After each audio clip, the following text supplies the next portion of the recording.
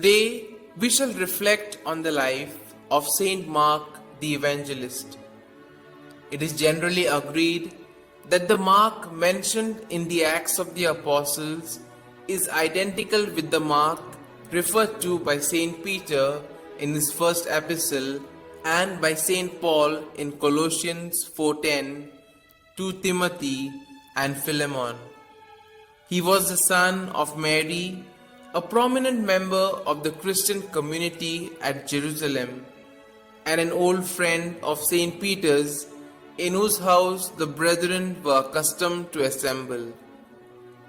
We first hear of Mark when Paul and Barnabas take him along to Antioch in the year 46, and then on the first apostolic journey to Cyprus. Here Mark separated himself from Paul and Barnabas and returned to Jerusalem on account of certain disagreements. Paul refused to have Mark as his companion on his second missionary journey.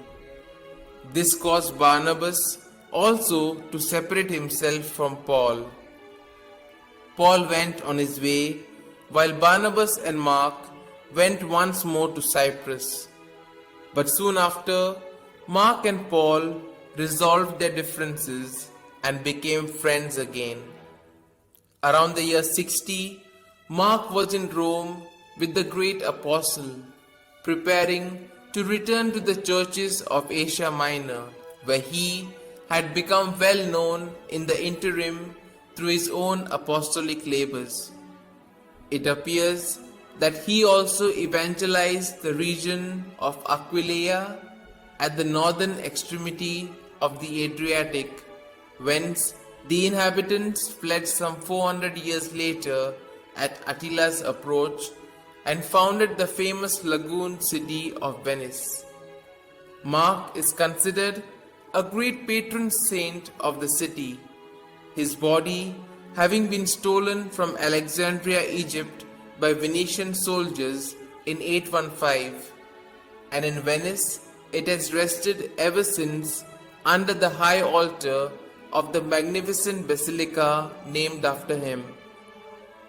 Mark seems to have gone to Egypt from Aquileia, and there he founded the See of Alexandria.